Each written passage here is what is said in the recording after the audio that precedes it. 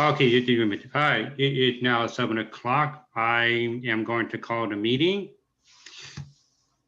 Welcome, fellows, Toastmasters, and honored guests to District 57 2021 Speech Evaluation Contest for 2021. I'm Matthew Zajac, the Sergeant at Arms for tonight's contest. Thank you for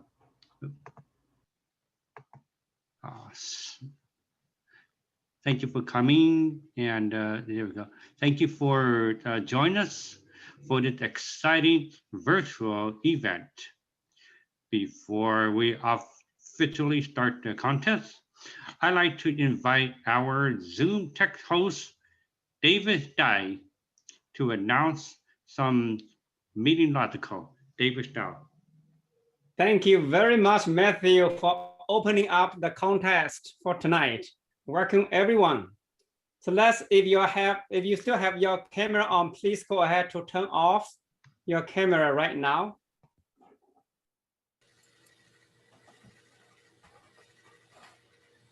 So some people are still on. Hans, would you like to turn your camera off? Yeah, Hans. And Matthew. ZM, who is ZM? Ray, yeah, go ahead, please go ahead and turn it off. Ray Engen. Thank you. Yeah, one more to go. Who is that person? So maybe let me stop his or her video. I believe he or he is not the contestant, so that's fine. Welcome again. To view the contest properly, we like to spend a couple minutes ensuring that you have the ideal video settings.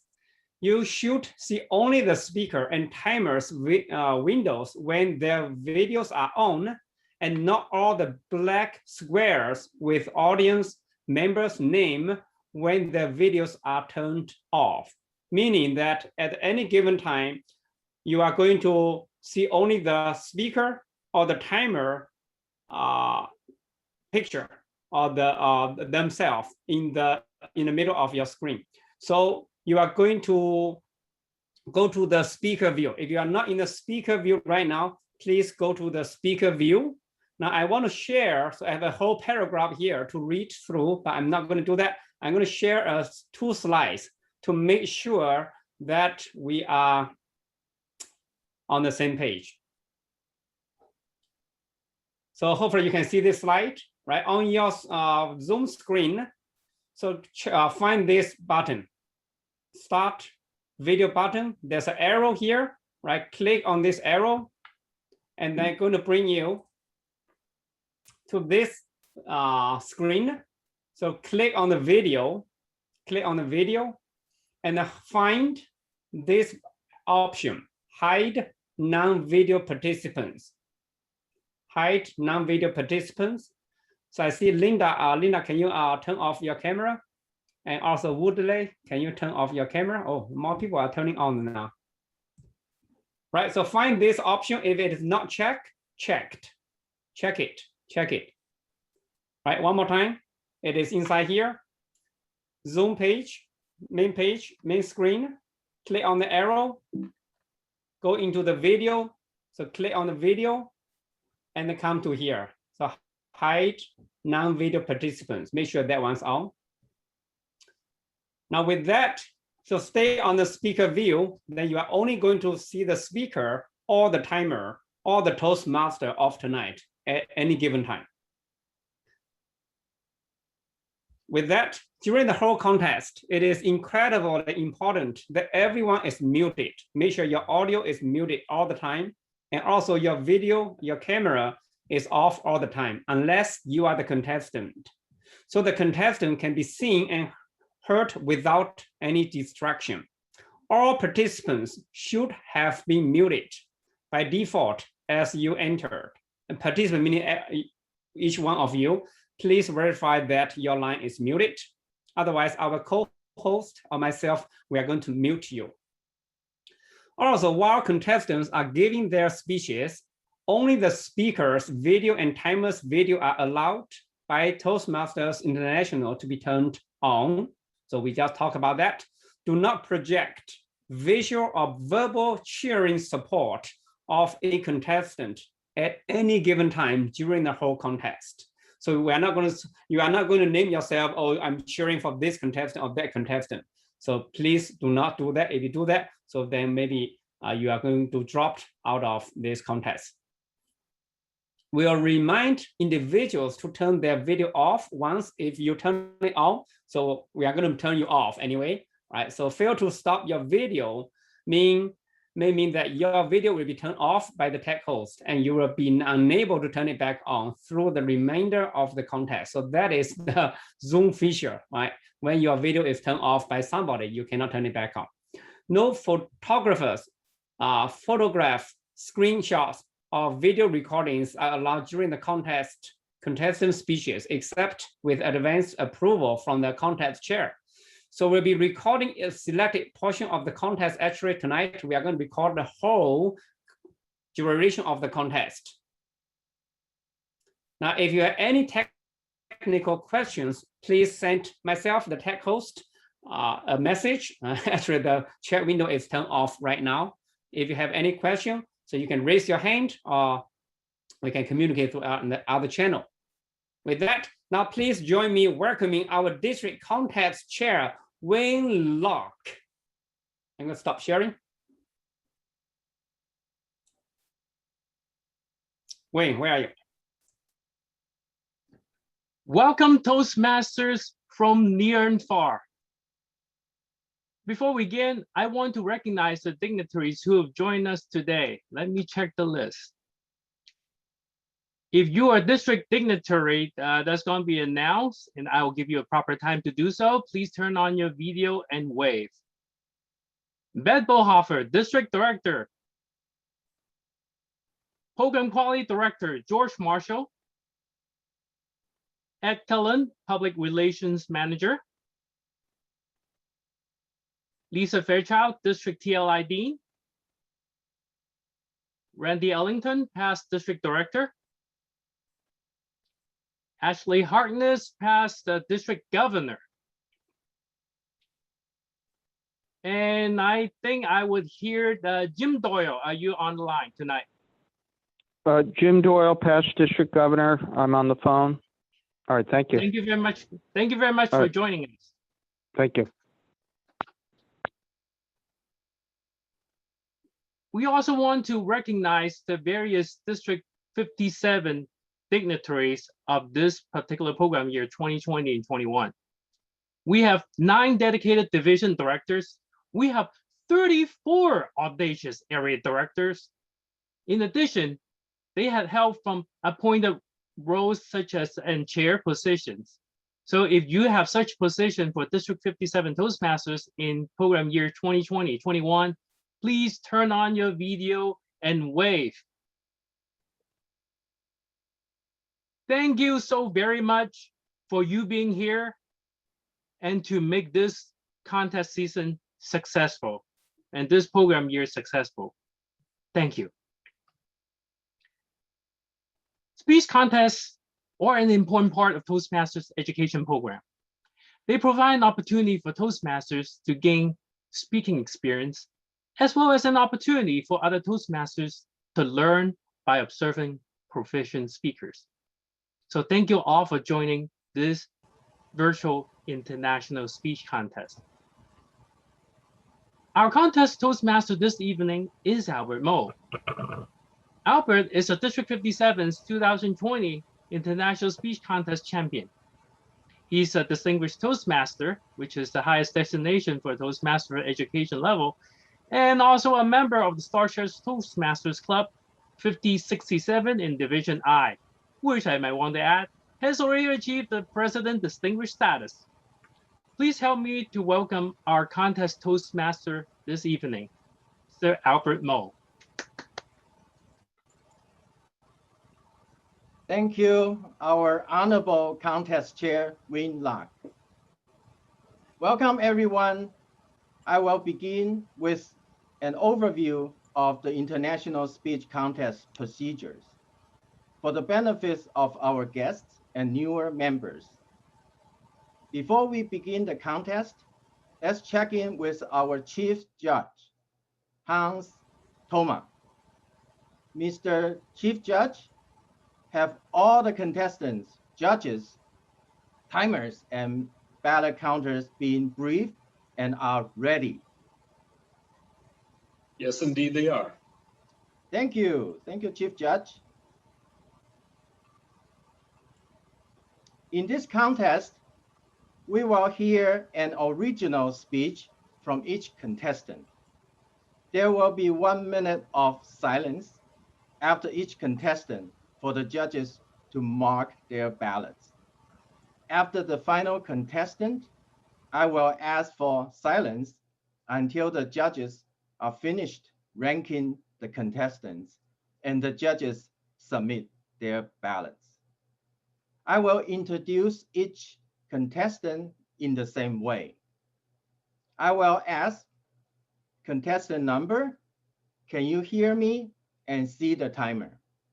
Once they respond, yes, I can hear you and see the timer. I will then introduce them. To eliminate any perception of bias, I will introduce each contestant by saying contestant number, name, speech title, and name.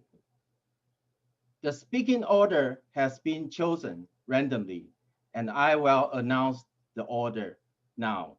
In fact, I will announce them twice, so you have enough time to jot them down. Contestant number 1, Ray Engen. Number 2, Doug Shannon. Number 3, Justin Paras. Number 4, Aaron Sampson. Number 5, Yana Lennon. Number 6, Jeannie Schwartz. Number 7, Arun Kumar. Number 8, Harry Kadandai. Number 9, Mike Carroll. Let me repeat one more time. Contestant number 1, Ray Engen. Number 2, Doug Shannon. Number 3, Justin Paras. Number 4, Aaron Sampson. Number 5, Yana Lennon. Number 6, Jeannie Schwartz. Number 7, Arun Kumar. Number 8, Harry Kadadai. Number 9, Mike Carroll.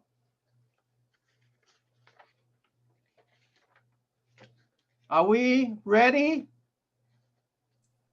Oh, Yes. I cannot hear all of you, but I would say it's time to begin our contest. Contestant number 1, Ray Engen. Please turn on your video. Can you hear me and see the timer? I cannot see the timer, but I can hear you. Now I can see the timer. Contestant number 1, Ray Engen. The deep freeze. The deep freeze. Ray Engen. Fear, it freezes you. Facing fear creates freedom. To learn how to face fear takes a teacher. Mr. Toastmaster, fellow Toastmasters, anybody else zooming in? 5th grade school play, packed auditorium. The refreshment table was lined with little cups of lemonade. The smell of Mrs. Minagawa's 15-cent brownies wafted over 217 proud parents and their hyperkinetic kids, all leaning forward, focused, center stage on one very shy, very frightened 5th grader, me. All I had to do was deliver the final 2 lines of Shakespeare's play. Now, if you had a backstage pass that night, you would have seen my teacher, Mr. H. Full-faced, confident, we got this grin, eyes glistening with pride. On stage, my look, very different.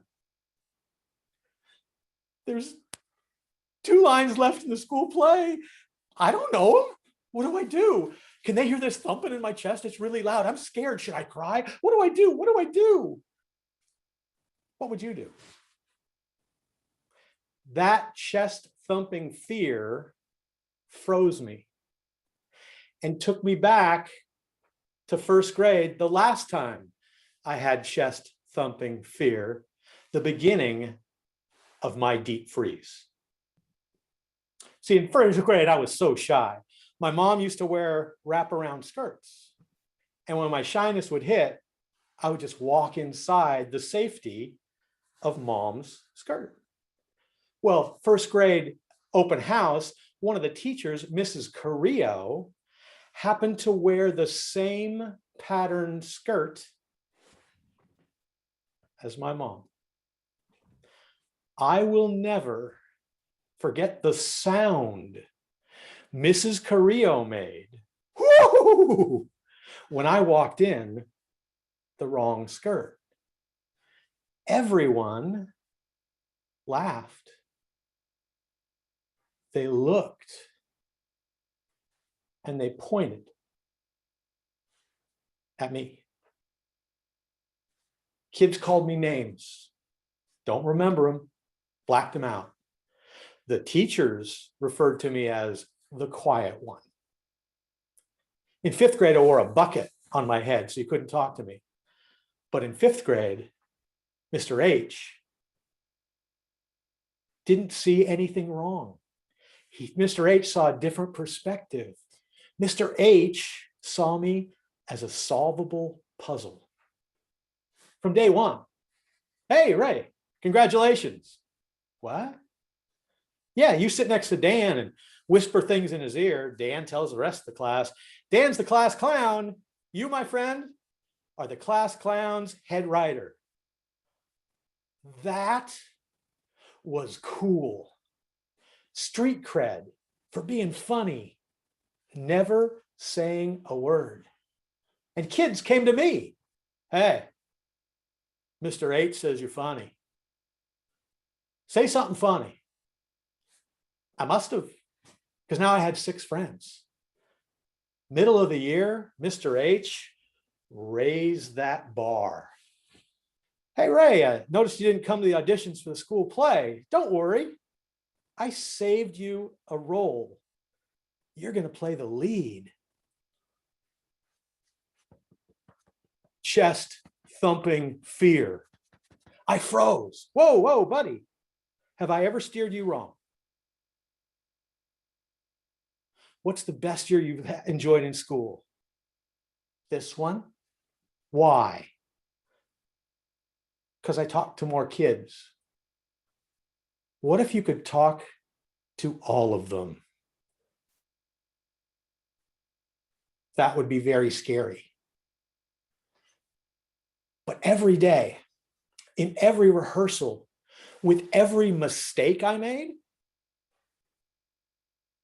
his belief in me created an elixir called confidence. He made me believe that I was Bel Air Elementary's finest Shakespearean actor until the day before the play. Yeah, I think I'm gonna be sick tomorrow, Mr. H. Tomorrow's the play, right? Yeah, wouldn't be right getting kids sick. Then he threw me. Ray, do you feel a thumping in your chest? Yeah, probably having a heart attack. Ray, that thump, it's not your heart. It's your dreams. They're trying to show you what you truly love. And the bigger the thump, the bigger the dream. That day, standing on center stage, frozen, not knowing what to do, I didn't cry because I felt that thump and I remembered what Mr. H said. I remember thinking, wow, this must be a huge dream of mine. And I felt as free as I've ever been. I strutted to the front and said, Lord Shakespeare has created tremendous lines to end tonight's play, but alas, what they are, I know not. Curtain came down. Mr. H came and hugged me and he whispered in my ear, Ray, what can I say? You've said it all. And I'm proud to say, I haven't shut up since. Today, I live to speak. And I know that it's not if, but when fear will freeze us. I also know that facing fear creates freedom. And I had the opportunity to ask Mr. H, if you had one piece of advice that you would give to a speaker, what would it be? And he said, everything worth it in life starts uncomfortably with a thump of fear. Mr. Toastmaster.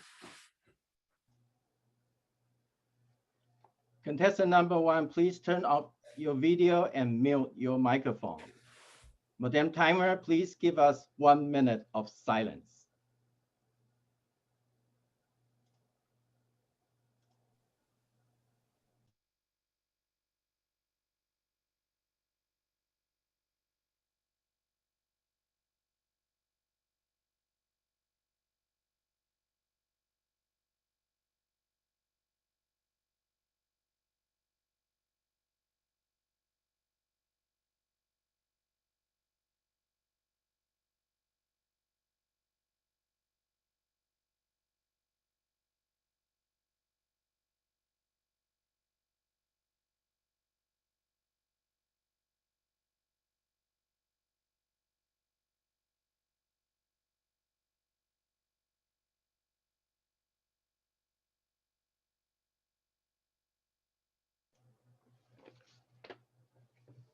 Contestant number 2, Doug Shannon, please turn on your video.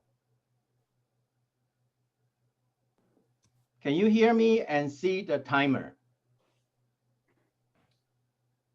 I can hear you. Can you I see can the timer? Contestant number 2, Doug Shannon, the least you can do. The least you can do, Doug Shannon.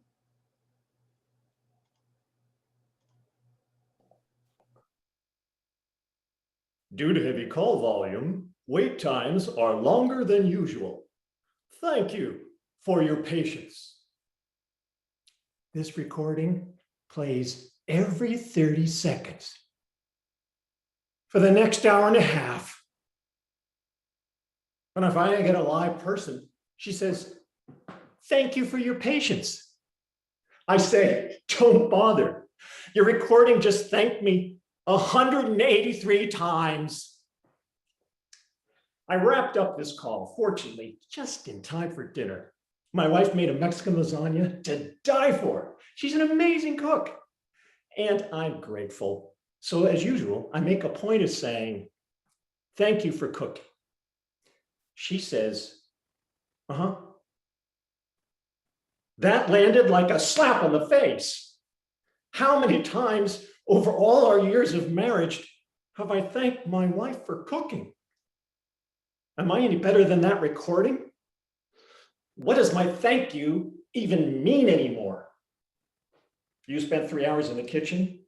I said thank you. I guess we're even. Fellow Toastmasters, honored guests, saying thank you makes us feel better about ourselves. But for the person on the other side of the transaction, it can feel a little empty. Saying thank you is really the least we can do. How much more is possible?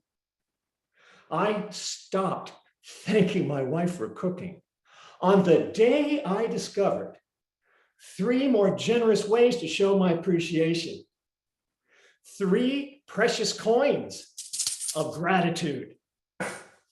I discovered these precious coins in an unlikely place, the warehouse section of IKEA. I'm wandering around looking for that bookcase that I picked out back in the showroom when I happened to pass a short man trying to reach a big box on the top shelf, and he's not quite getting a handle on it. So being a tall guy, I step in and I helped him get it down. But instead of saying thank you, he just smiled at me and pointed to a second box on the shelf. I helped him down with that one too, but you know, he never said thank you. He didn't need to. I could feel his gratitude from the spontaneous, unguarded smile on his face, and it felt good. He had me smiling too. Precious coin of gratitude number 1. He said thank you with his expression. Ka-ching. Now, I got my bookcase and I'm pushing my cart up to the crowded checkout.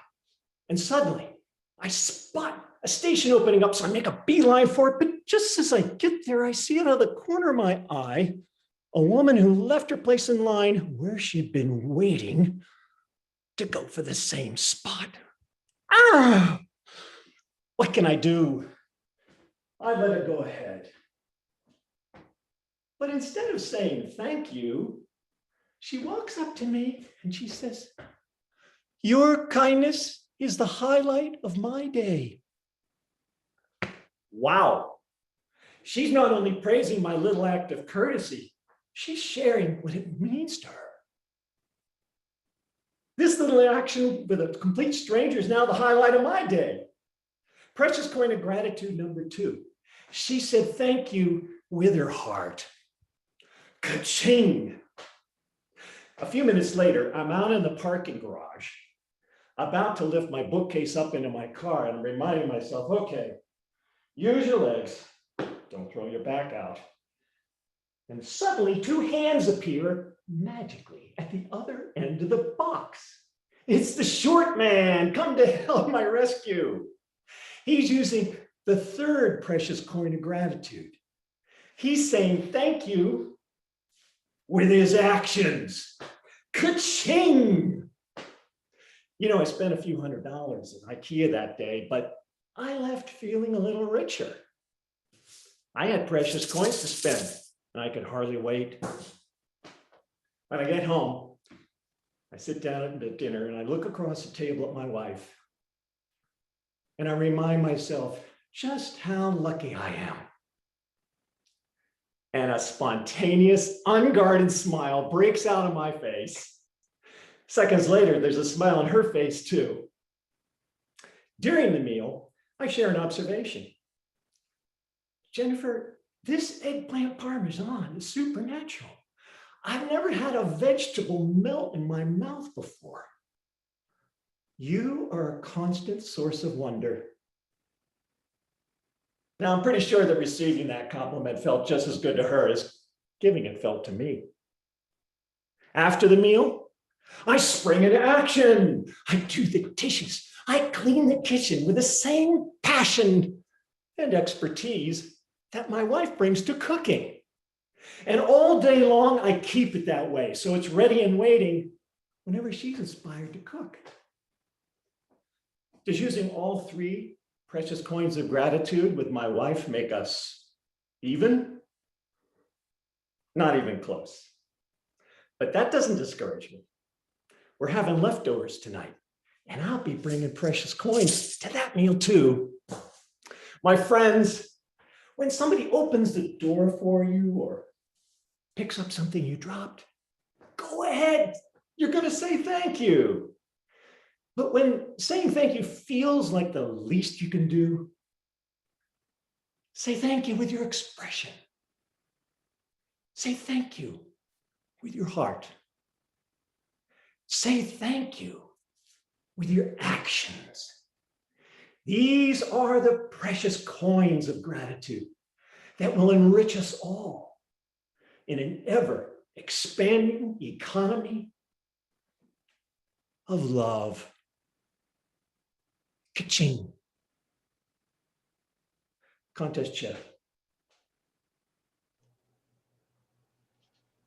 Contestant number 2, please turn off your video and mute your microphone. Modem timer, please give us 1 minute of silence.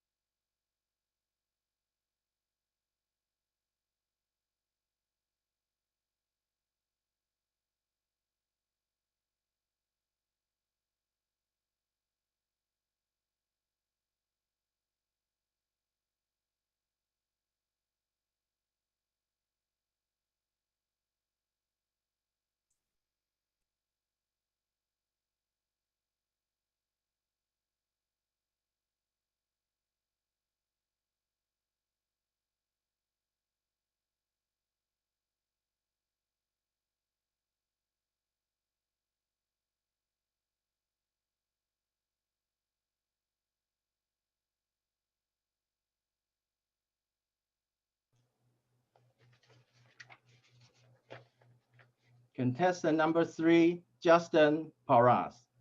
Please turn on your video. Can you hear me and see the timer? Yes, I can, Albert, but I need screen sharing capabilities because I have sound that I'm sharing. So if somebody can just let me share. Justin, I just enable the share screen. Yeah. Okay. Can you try? Thank you so much. Contestant number 3, Justin Paras.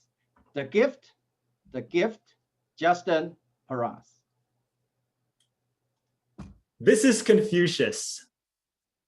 You may be thinking, amazing eyebrows. But I want you to shift your focus away from Confucius's facial hair and onto his words. Confucius said, "He who conquers himself is the mightiest warrior." Fellow Toastmasters and guests, what would you like to conquer in yourself? What is holding you back? 10 years ago, I got a phone call from my good buddy, Brian. We had been friends for about 15 years. He said, "Dude, guess what? Jocelyn and I are getting married and we want you to be the best man." I told him I was honored to, but deep inside, I started feeling intense fear and anxiety because I knew I would have to deliver a best man speech. The part of me that never liked being in the center of attention was being asked to deliver a speech in front of 350 people at their wedding. I started to hear these internal whispers. Giving this speech is gonna be dreadful. You are going to embarrass yourself. I visualized myself under a spotlight in front of 350 people who were judging me and scrutinizing everything I was saying, like a pack of hungry all-counters. With each passing day, this fear intensified. I knew I had to conquer it. So what did I do? I joined the masters of conquering fear, Toastmasters. My goal was simple: learn to deliver a best man speech and not die. My speech strategy: say as little as possible and then escape, like I was Houdini. My first speech at Toastmasters was uncomfortable. Have you ever given a speech and you feel your heart pounding, your mouth get dry, and you struggle to breathe? I experienced all of the above. But over the following months, my confidence grew because I was learning more about public speaking. And I also learned that Toastmasters love to clap. If you're good, and even if you are not so good. It was the encouragement that kept me going. People would tell me I was improving, and I was, speaking in front of about 15 people. But every time I imagined the crowd at the wedding, the internal whisper started again, this time telling me, Toastmasters ain't gonna help with your best man speech. 350 people, that's a different beast. You can't believe everything you think. So I gave those thoughts the red card. Let's fast forward to 3 months before the wedding. Not only am I still struggling with the speech, I'm struggling with the best wedding gift to give to the couple. A couple's massage, an exotic getaway to the Bahamas, not an option. And that's when it hit me.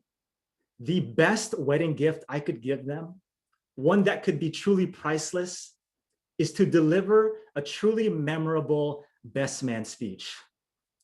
A speech that would celebrate them as individuals, celebrate them as a couple, a speech that would entertain and inspire the audience to get highly intoxicated with admiration for these two special people and their life ahead.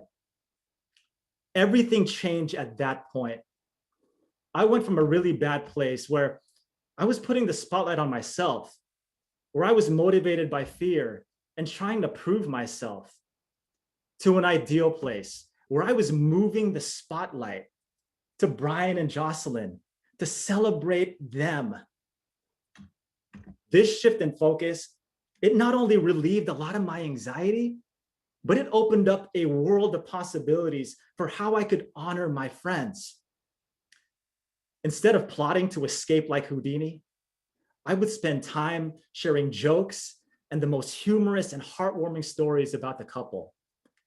I continued practicing and getting the valuable feedback and confidence that I needed from my Toastmasters family. I was feeling so good about this speech, I called the wedding planner and I go, hook me up with a 1-hour speech slot.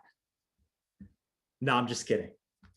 But my confidence, rooted in knowing I was doing my best to honor my friends, was growing, and it was silencing my internal critic. The day of the wedding finally arrived. The ceremony was beautiful, and then we were off to the reception. During dinner, the DJ calls me up to give my speech. And as I'm walking up there, the whispers came back. But you know what they were saying this time? You're gonna rock this speech, man. You're gonna be as smooth as a clean-shaven Confucius. In front of a sea of 350 people, the speech was delivered for my buddy and his wife, putting them in the much-deserved spotlight. People laughed at the jokes. They cheered and clapped during the sentimental stories. When I looked over at Brian and Jocelyn, the smiles on their faces said, there's no better gift than this one. But don't tell them. It was either that speech or a trip to the Bahamas. When it comes to public speaking, do you sometimes feel like you're under the spotlight and you need to prove yourself? Public speaking is not about proving yourself.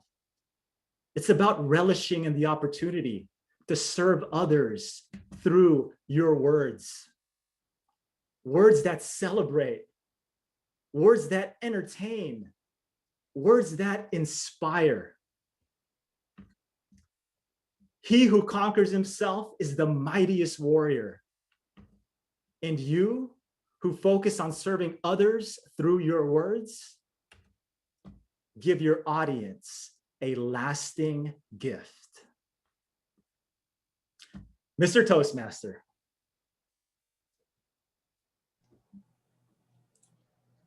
Contestant number 3, please turn off your video and mute your microphone. Madam Timer, please give us 1 minute of silence.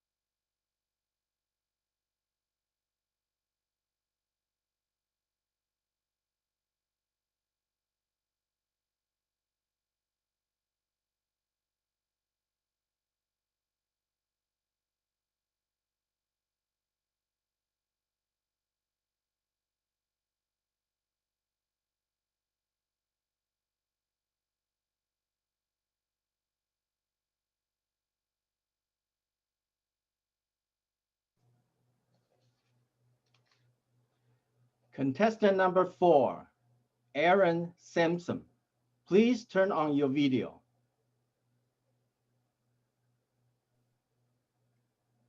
Can you hear me and see the timer? Yes, I can.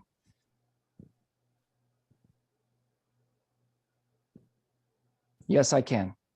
Contestant number 4, Aaron Sampson. 2 dudes, 1 firecracker. 2 dudes, 1 firecracker. Aaron Sampson.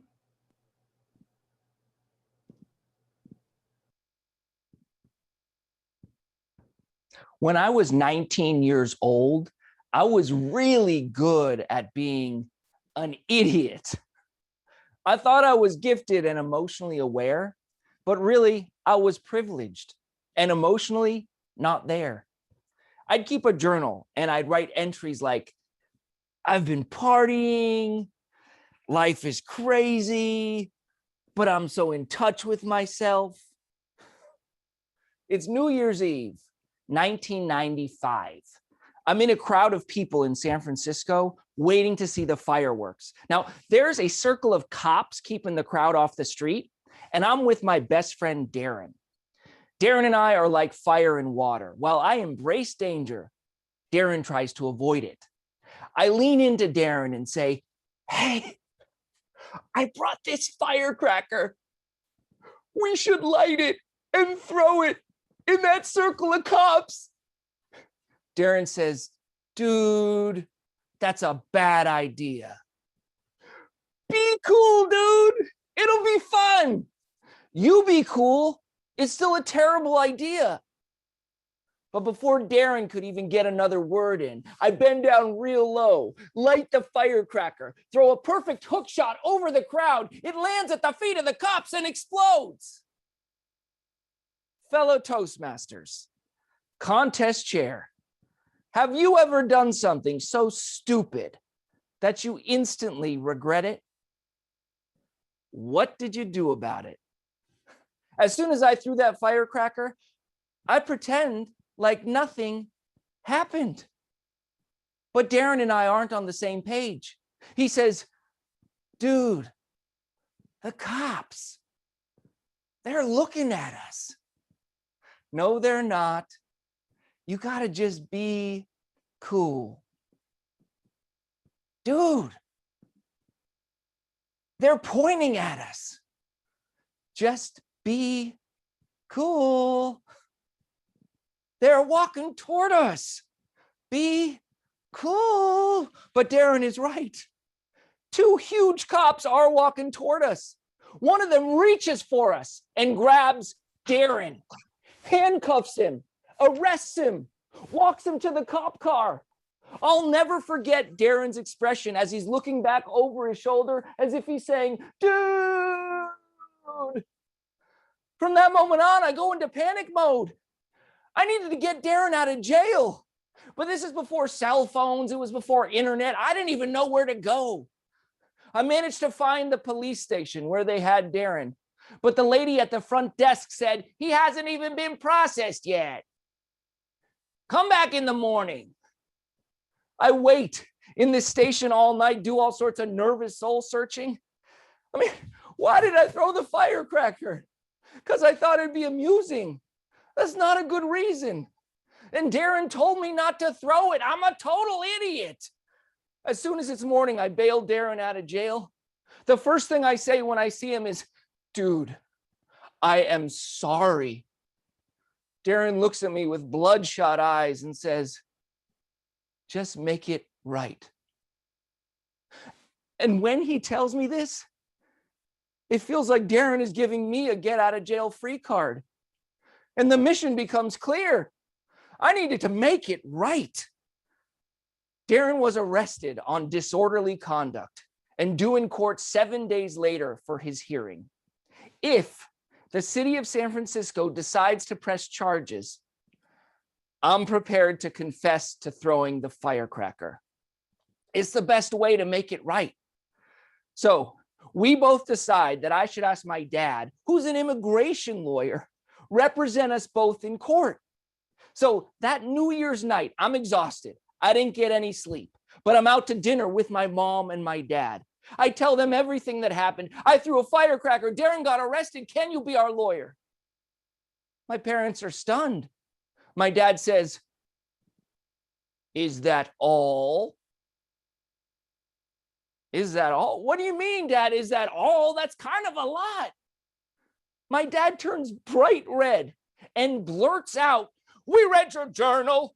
You've been partying. Life is crazy. And you're touching yourself. What? No, I'm not. Wait, you read my journal? Yes. Be cool, Dad. We're worried about you, son. Can you be our lawyer? Fine. So, 7 days later, it's me, my dad, and Darren. We're all waiting outside of a San Francisco courtroom. They call Darren's name. My dad goes and talks to the prosecutor. I turn to Darren one more time and say, hey, I'm sorry. 5 minutes later, my dad walks back. He looks at us both and says, they're not pressing charges. Thank God. Darren turns to me and says, good job, man. You made it right. I've never felt so much relief in my life. Friends, there's going to be times that you screw up in life. You may not screw up as bad as I did, but you will likely screw up some other way. As opposed to pretending like it never happened or shrinking in shame, just make it right. Maybe you said something that insulted someone. Just apologize and make it right. Or maybe you did something really stupid. Admit the mistake and make it right. Or maybe you threw a firecracker in a circle of cops. Don't be an idiot. But if you are, make it right. You won't be able to turn back time, but you might get an opportunity to make it right. 25 years after that fateful New Year's Eve, Darren and I are still closer than ever. He reminds me, dude, you weren't cool that night. But I tell him, dude, I made it right.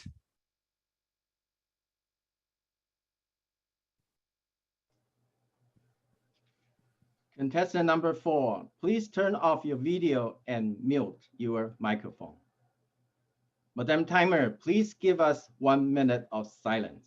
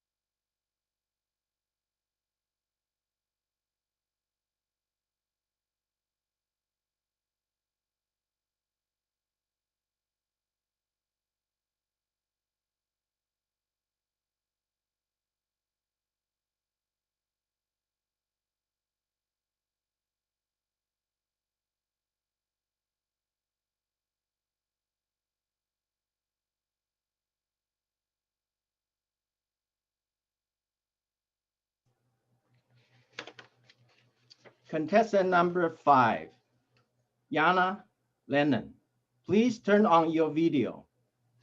Can you hear me? And can you see the timer? Yes, I can see you and I can hear you and I can see the timer. Thank you.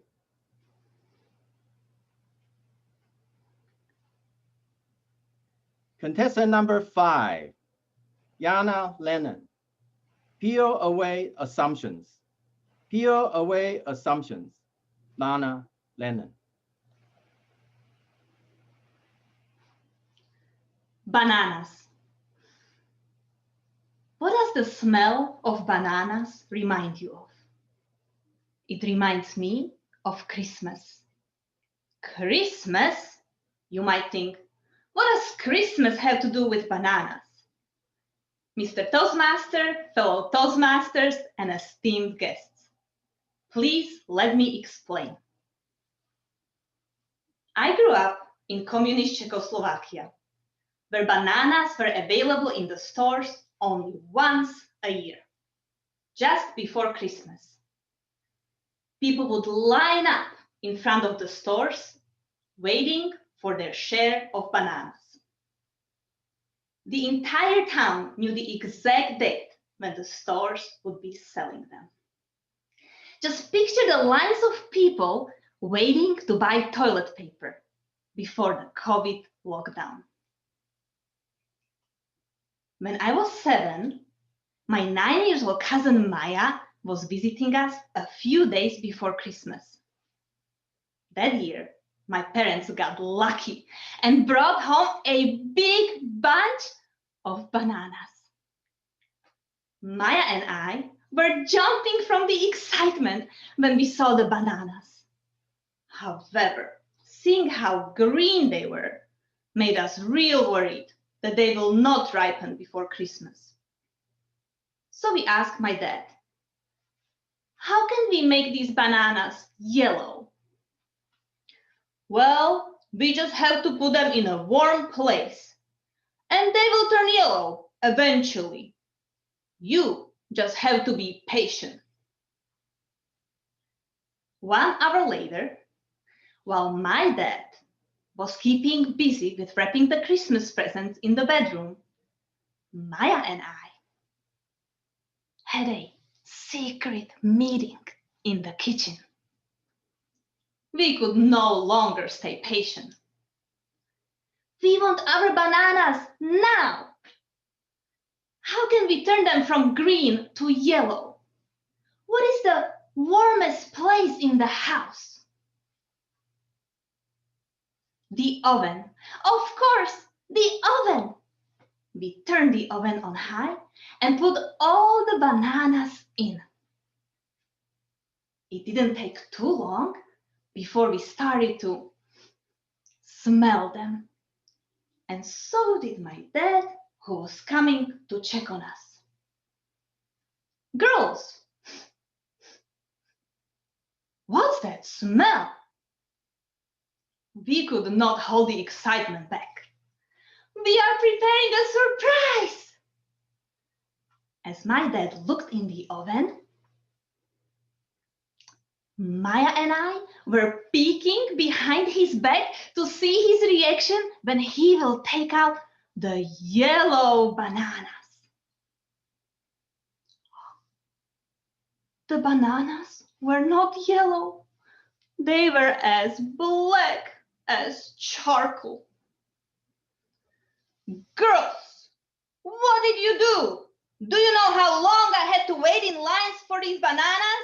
Why did you destroy them? We didn't want to destroy them. You told us that if we put them in a warm place, they will turn yellow. At this point, my dad thought that the only thing we can do is throw away all these bananas. As he was walking towards the trash can, he noticed our disappointed looks on our faces. At that moment, he decided to give these bananas a second chance.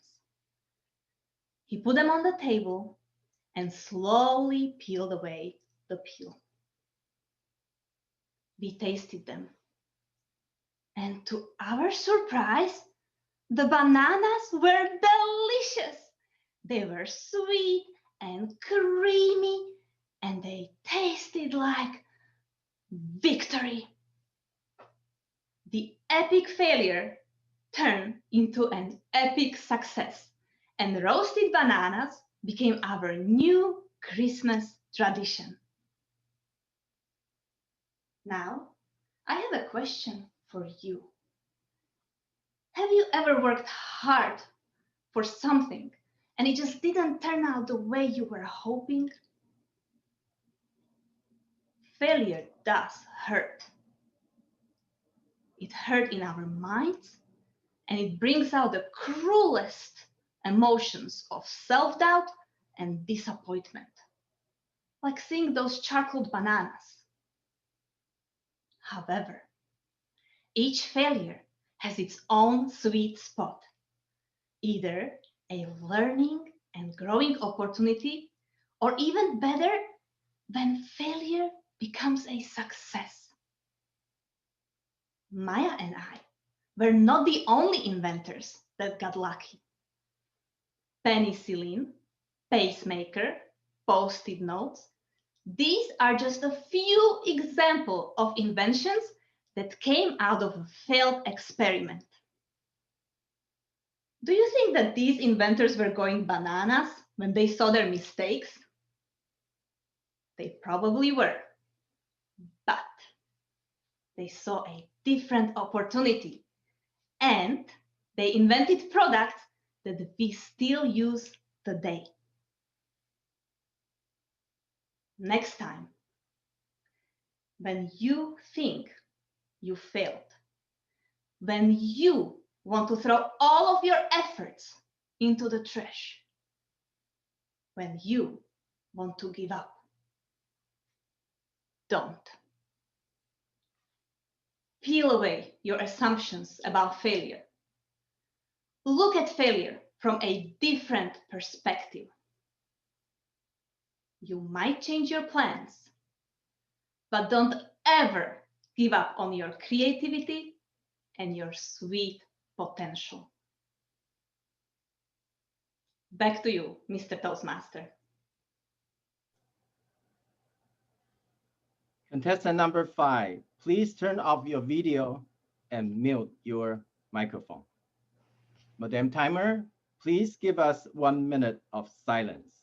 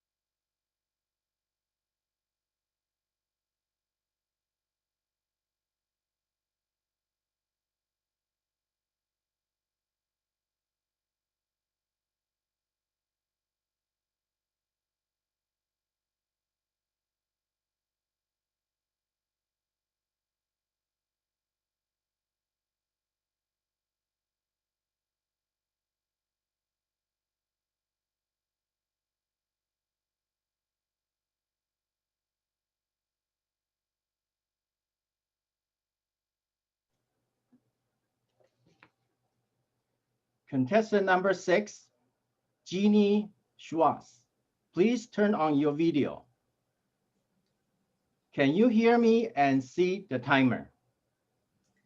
I can hear you. I cannot see the timer. Are you in which mode, Ginny? Speaker mode? I am in speaker mode. Give me 1 second. Can you see it now? Now I can see the timer. Okay, not yet, not yet. Let me remove it. Can you see it now? No, Are you using computer or are you not using computer? I'm using a computer and I can see actually a little picture of myself in the right-hand corner for some weird reason. You need to maximize. I think that happened yesterday also. I am in full screen. You're in full screen. Can you, maybe you need to get out of the full screen. Okay, let me try that. Yeah, get out of the full screen, then you can see it. Okay, perfect. Sounds good.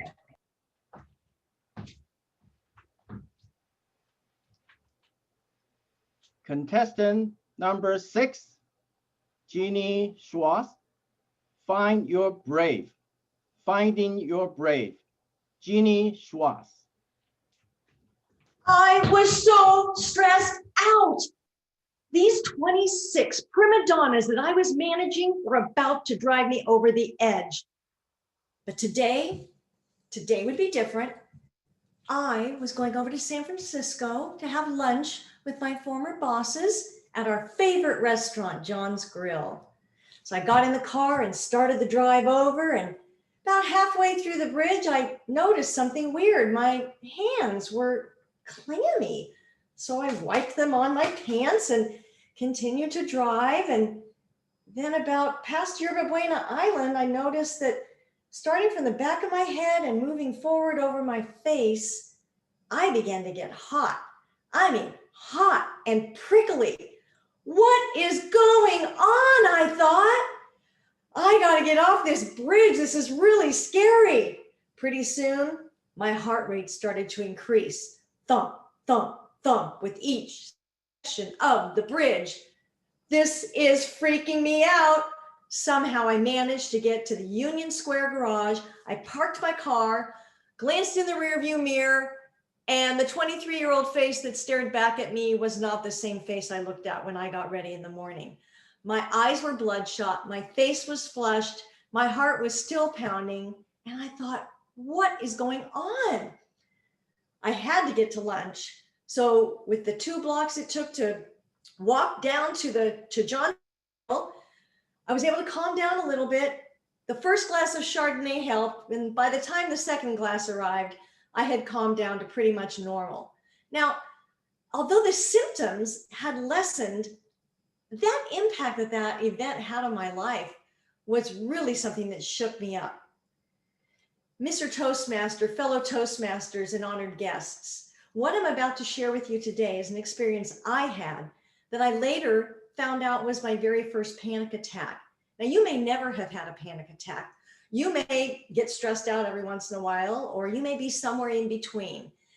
Wherever you land on that scale, I believe that what I'm going to share with you today is going to be beneficial. Now, we're going to fast forward 8 years. I'm now married, a mama of 2 littles, and my perfectionistic tendencies kicked in big time.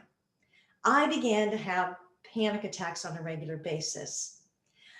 I got where I couldn't leave the house. In fact, I could not drive the 2 blocks to go pick my son up from kindergarten. When it got that bad, I knew I needed to do something. So I reached out to my pastor and he suggested counseling, which I decided to go ahead and take advantage of. And although it helped me expand my world a little bit and I could go more places, I still found myself struggling with the panic attacks every once in a while. And I didn't want to live my life that way. So I tried various things. I tried memorizing scripture because I'm a person of faith. So I thought I'll do that. Helped a little. My focus was all over the place though with everything I tried, and nothing was sustainable. Not until one night that changed my life. I couldn't sleep. It was 2 o'clock in the morning and I turned the TV on, and there on the other side, there inside that TV, there was a woman, and she said, "Do you struggle with panic attacks? I did for 20 years, and I've developed a program that has helped myself and countless of other individuals, and I believe that it can help you."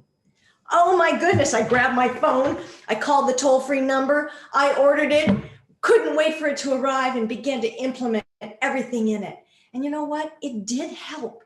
It helped so much. And the first thing that really helped me was when she said something that blew me away. You see, up until this time, I thought panic attacks were happening to me. I thought that when I went to certain places, that's why I got them. So that's why I avoided places. She said, panic attacks are not something happening to you. There's something you do to yourself with your thoughts. Oh my goodness, that was a game changer for me. What? You mean I can get free of this? This is incredible. I got so excited and I began to implement not only what she had taught, but I pulled things from all the other areas that I had learned about exercise and diet and nutrition and memorizing scripture, and I packaged them up into something that I used for me. And because people began to see my life change, they started asking me about it. And I was able to help other people. When you have something that works, it's not good to keep it inside. And I knew I needed to do something about it. So I put together a 5-step program that I call Finding Your Brave. And I don't have the time this evening to go over every aspect of it, but I do want to tell you what the letters mean. So the B-R-A-V-E, the first step is to breathe. Second is release. Third is activate. Fourth is victory. And fifth is power. Now, you're not going to know what those mean though. And I can go over the first 2 for you though. Breathe. We all need to breathe. We do breathe. But when you're under tremendous stress, you tend to breathe more shallowly. And what happens is you get lightheaded oftentimes and you don't oxygenate your brain, get a little cloudy thinking. And it's really important to learn to breathe in through your nose deeply and then hold it and then out through your mouth. Try that next time you're nervous before a speech. Release. You need to release control. The funny thing is we think we're in control. It's an illusion. The only one who's really in control is God, but he gives us two things that we can control. Our thoughts, which lead to our attitudes, and those lead to actions.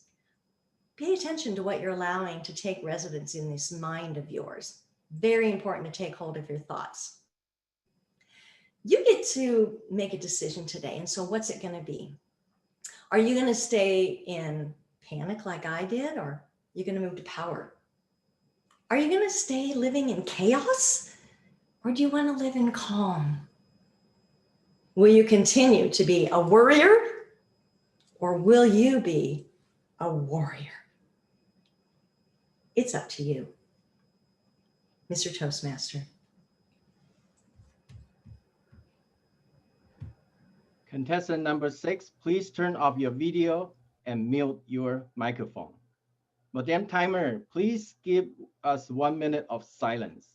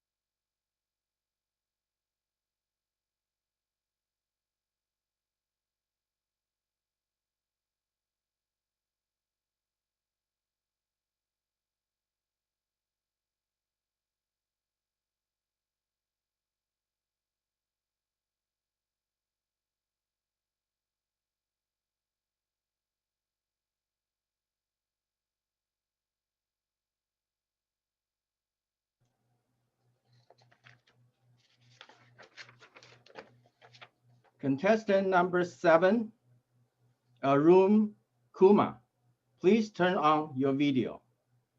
Can you hear me? Yes, And I can hear you. the timer. I can see the timer. Contestant number 7, Arun Kumar, my role model, Arun Kumar.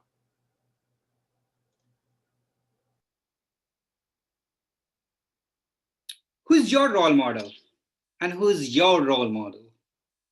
My role model is someone I met 38 years ago in a small town, in a small hospital.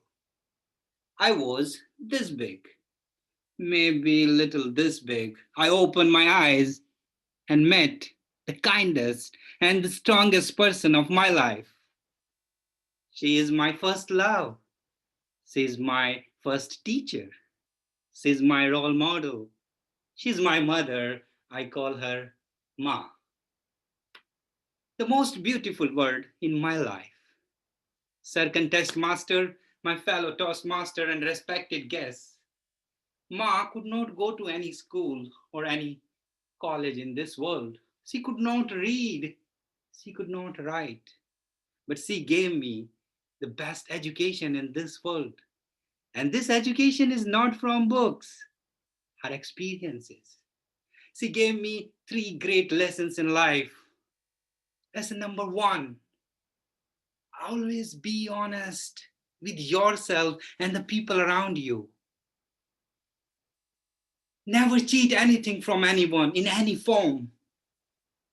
Lesson number 2, work hard every day. Give your best. You are not recognized what your race. You are not recognized what your color. You will be recognized what you do every day. And lesson number 3, never give up. Life will throw so many challenges on you, so many. And it's all about to teach you. learn from them, and move on. Today, I don't remember any book I studied in those college or those lectures. No, there's no value. What I remember every day, my mother's education. Be honest, work hard, and never give up. Thank you, Ma. You are my role model. You are my teacher. Ma, I gave you so much trouble in life. When I was born, I gave you so much pain. You breastfed me 7 years. Yes, I breastfed 7 years. I'm that miracle child. And when I was a kid, I still remember I got sick so often. One fine day, doctor said, this kid cannot be more sick. I cannot treat him. There is no hope. Go home and pray for him. But this doctor did not know my mom. She's always strong, never give up. She said, I will take him to the best hospital in the city and I will treat him. Today, I stand here healthy and strong because of you, Ma. You are my role model. You are my strength, Ma. Ma, you know the value of education because you suffer in your whole life. You decided that my son will go to a better school and get education. But I was not ready for that. I was saying, no, I cannot go there. I cannot go. You went inside the house, you closed the door. I was shocked. I was shocked to see how come you do that to Ma. But today, when I am here educated, I realize how much you had cried that day, Ma. I realize your pain. You made me something which has value. Thank you, Ma. You are my role model. If I meet God in my life anytime, I will ask him one question. Why is he was not kind to you? You lost your father when you were just a kid. You wanted so much love in the life. You lost your two brothers. And I still remember that day when we lost our elder brother. He was just turned 20, a young dynamic guy who was about to conquer the world. But he could not survive because of world uncertainty. He just did suicide at the age of 20. Next few years, I saw you crying all the time. But one thing I never saw that you ever blame anyone. You accepted all circumstances.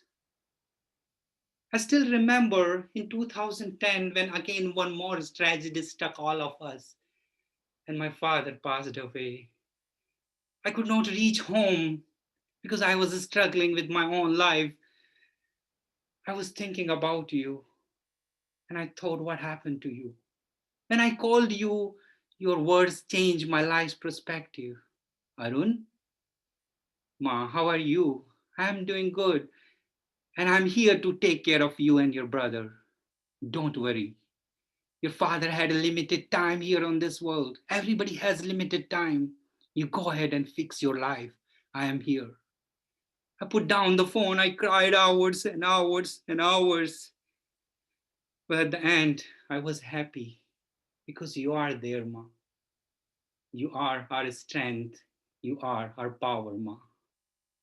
Today, you are old. Your muscle don't have that energy, that power, but your words and your voice give us energy. When I struggle in my life today, I call you and you are my powerhouse. You are my role model, Ma. You are my everything. I love you, Ma. Thank you, Ma.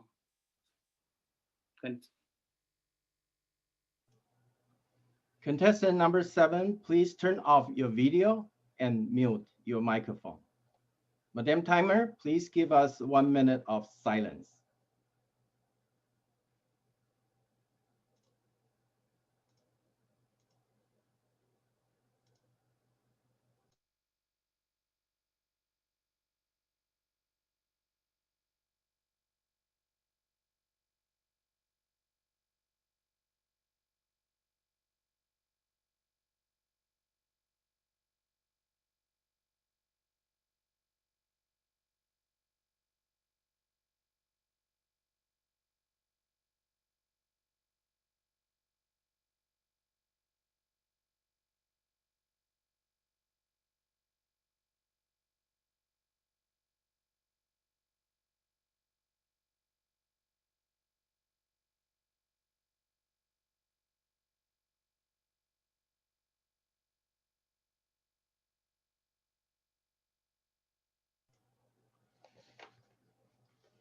Contestant number 8, Harry Candadine, please turn on your video.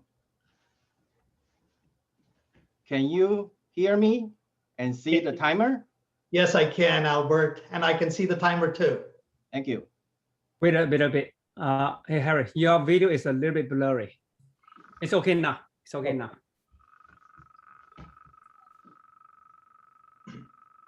Contestant number 8, Harry Candadine. Break it. Break it, Harry Candadine. What's the definition of insanity? My daughters pounced on the opportunity. You! Dad, you can't gulp bowls of rice and expect to lose 10 pounds. Girls, I'm just practicing my speech. Well, then practice what you preach. Instead of rice, I was served brutal honesty. Boy, I miss those days when we could practice at clubs so they don't get to hear my stories. Most of them true. Mr. Contest Chair, fellow Toastmasters, Albert Einstein said, insanity is doing the same thing over and over again, but expecting different results. That quote struck me hard earlier this year when I announced my goals. I will finish that book. I will find more time for my family. I will work on that relationship. Wait a minute. Aren't these the same goals from last year and the year before? I raced through those pages, 2010, 2012, 2014, 2016, 18, 2020. My heart sank.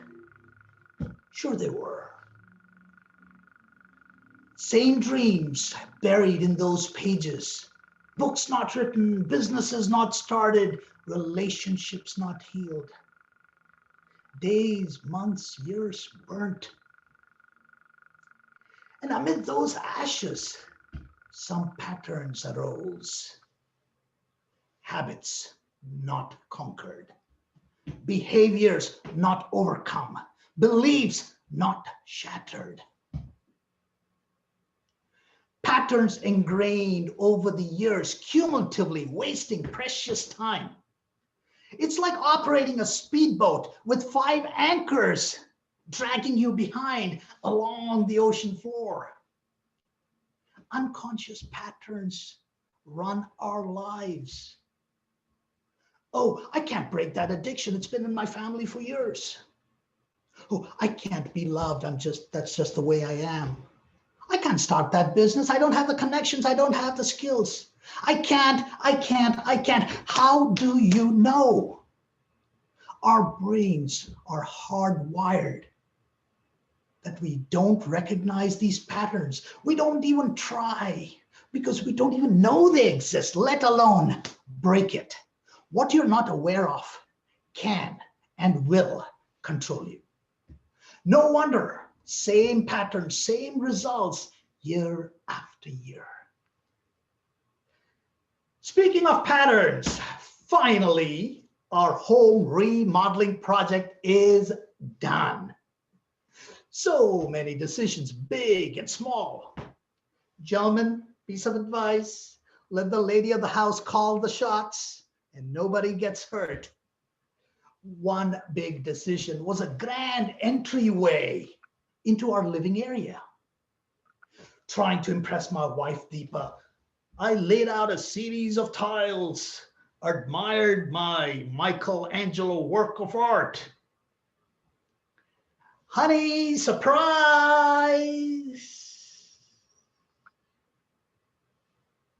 Her looks at it all. Why, what's wrong?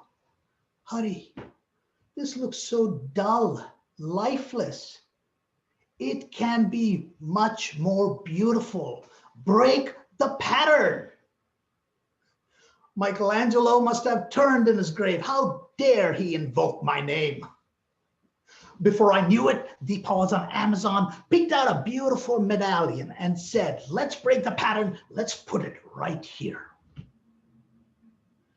Deepa is an Amazon master. It takes years of practice to operate at the speed that she does. Rumor has it that the Amazon stock tanked when we were away for a couple of weeks on vacation.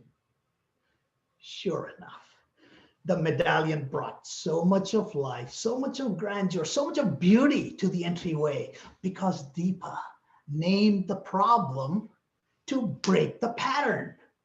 No wonder all those medallions lay buried all these years. Books, businesses, beautiful memories, because I did not break the pattern of my habits, my beliefs, my behaviors. I wasn't even aware how they were keeping me from all those medallions coming to life until I recognized this secret. Name it to break it. It's like drilling oil. Find a spot with the oil and keep drilling it till it gushes out. And it's not easy. Years of addictions and programming and patterns, but every day is a new day to start drilling away. And one day you will break it. This year, I'm on a mission of breaking patterns to make medallions that matter. And thus far, I've been wildly unsuccessful, but I'm drilling away every day, working on my diet, one rice bowl at a time, disconnecting from work, one evening a week to help my daughters with their homework, waking up an hour early, staying up an hour late to work on my new business, daily drilling, medallions in the making. Fellow Toastmasters, what patterns are running your life? What anchors are keeping you from your medallions? Is fear stopping you from taking that next level in your career, or maybe jumping into that business that you always wanted to start? Or maybe a relationship needs to be reset, or an addiction needs to be broken. Whatever it is, name it and start breaking it. And don't get disheartened if you fall back. Pick yourself up and start drilling away. And as you keep drilling away, and as you break those patterns one by one, you will see a grand entryway to your life emerge. You will see every potential come alive as medallions that will decorate your life and define your destiny. One drill every day, and one day you will.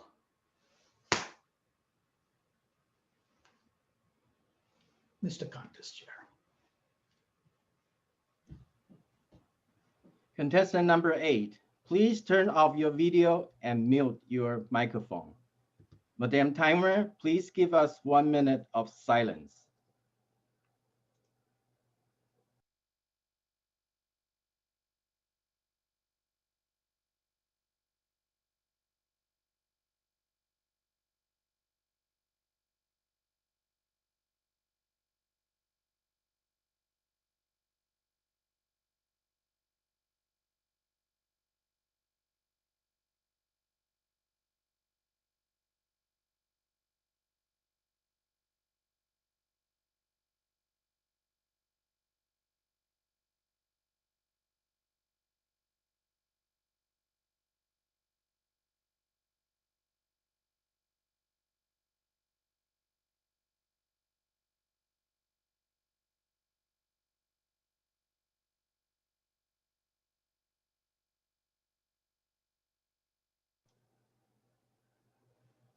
Our last, but not the least, contestant number 9, Mike Carroll, please turn on your video.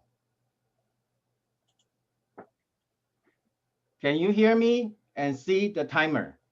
Yes, I can.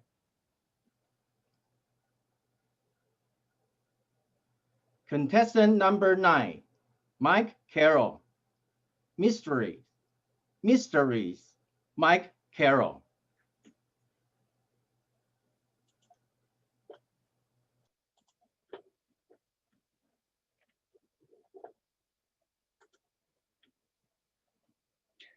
Fellow Toastmasters, I know you're sitting there looking at Zoom, but I would like you to remember, think about the starry night sky, the mystery and the majesty of the stars. The mysteries. Did you think about the mysteries of the stars? Like, how did it all start? I think we all did. This mystery, as a matter of fact, we have solved. An invisible show of hands. Who here has heard of the Big Bang? Almost everybody. The Big Bang is the solution to the mystery. How did it all start? Now that we know how it started, how will it end up? Asking that brings us to the new surprise mystery. Who here has heard of dark energy? A few. Dark energy is the new mystery of the stars. I am going to explain this dark energy mystery and how the Big Bang brought us to it in 7 minutes. Now, you've seen the stars and you felt gravity. That's all you need. The clues to how it all started is not visible to you when you look up in the starry night sky. Those clues are far, far beyond, places that we did not even know existed until the 1930s, when our telescopes got strong enough to see beyond these stars, far beyond to distant, distant galaxies. And we saw that those galaxies were not moving randomly. No. Without exception, they were moving directly away from us. And without exception, the farther away they were, the faster they moved, almost as if there had been an explosion. Aha, that is the key. Let us take these speeds, let's take these distances, and let's do some very fancy math. And what we find, the 17.8 billion years ago, everything originated in one place, smaller than a pinprick, but it had all of the stars you can see, all of those galaxies that you cannot. And as soon as it emerged, it erupted.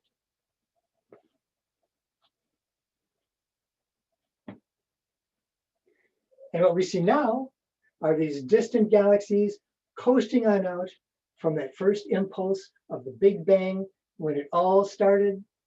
Mystery solved. So that's how it started. How's it going to end up? Asking this question brings us, surprise, to dark energy.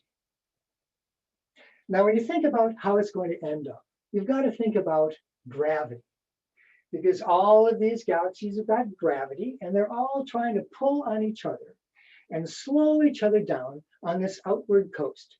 That's what gravity does. That's the law of gravity. Now, there's two possible scenarios that might turn up based on how strong this gravity is. The first one is that it's pretty strong and will actually reverse these directions. Sort of like if you take a ball and you toss it up into the air, immediately gravity starts to slow it down. That's the law of gravity. It slows down, reaches some high point, reverses direction, comes back. Maybe that is what will happen. Maybe in the distant future, these galaxies will pull each other back and we will end up with the big crunch. Or maybe gravity is not that strong, always slowing, because that's what gravity does. That's the law of gravity. Slower and slower, never stopping, onward and out forever. Studies to pick between these two scenarios has yielded stunning results. Both scenarios are wrong. These galaxies are not slowing down. They are not coasting. They are not going to come back into the center because, without exception, they are all speeding up and away. Surprise! Remember that ball that we tossed up into the air? Imagine your surprise if when you first open your hand, that ball fell, but not to the floor, fell up, fell straight up. That is what it seems is happening. It seems like these galaxies are all falling up. Our physics did not predict this. Our scientists cannot explain it. Since this was first determined in 1998, the best brains on the planet cannot explain, how is this possible? What part of the law of gravity do these galaxies not understand? There is a mysterious force overruling the law of gravity, which is pushing these out faster and faster every year. Let's give this mysterious force a name. Dark energy. It's not dark, we just don't know where it comes from. And it might not even be energy as we understand it. But it is a fundamental force of our universe, like gravity is. And out there for those galaxies is much stronger than gravity is. And until recently, we did not even know it existed. But now we do. Now how is it going to end up? Well, famous astrophysicist Neil deGrasse Tyson says that possibly this mysterious force is generated by empty space itself. Empty space. And if so, this force is going to get stronger and stronger and stronger because empty space is getting bigger and bigger as these galaxies go out farther and farther. Presently, that force is strong enough to push apart galaxies. But eventually, it might be strong enough to push apart planets, and then push apart atoms, and then push apart and tear the fabric of space itself, the Big Rip. Is this how it's going to end up? Shredded? Shredded like an old balloon? Think about it. And think about that the next time you look up in the majesty of the stars, because you know that waiting for you out there are even bigger mysteries. Thank you. Contestant number 9, please turn off your video and mute your microphone. At this time, we will have an unlimited amount of silence until all ballots have been picked up.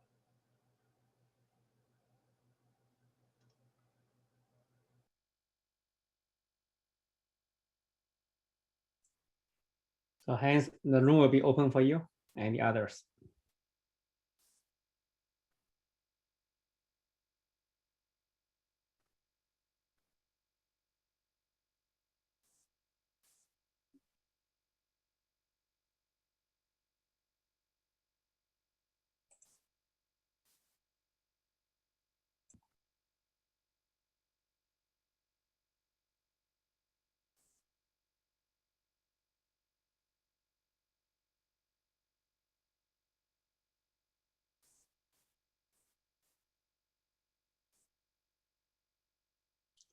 The bed accountants, chief judge, the room is open now.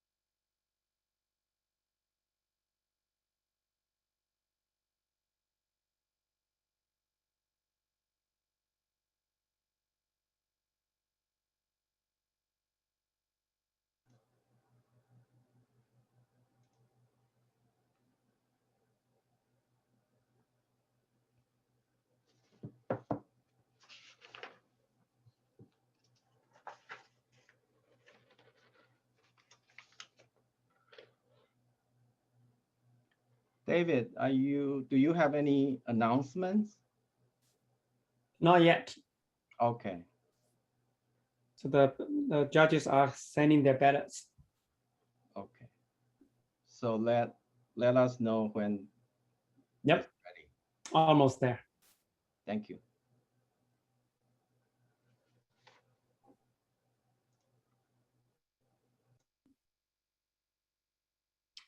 I'll go to the breakout room and confirm with our chief judge and we'll be back. Albert. Thank you.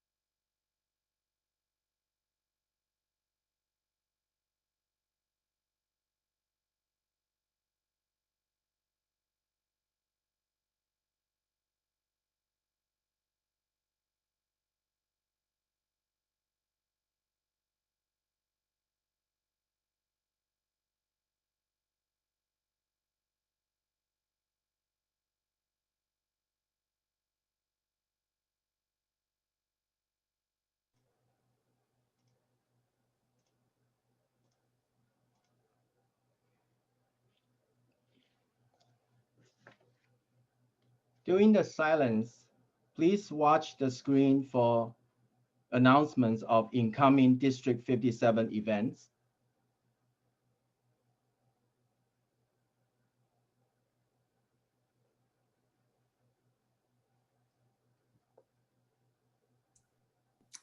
So voting judge, if you have not submitted your ballots yet, please do so at the earliest.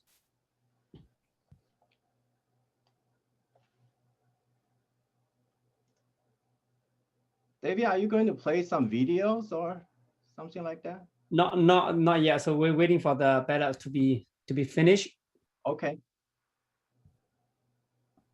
And then our audience can watch the screen for announcements of upcoming District 57. The slides, David, the slides. The slides. Oh, The the slides. if I play at this time, Oh, I see.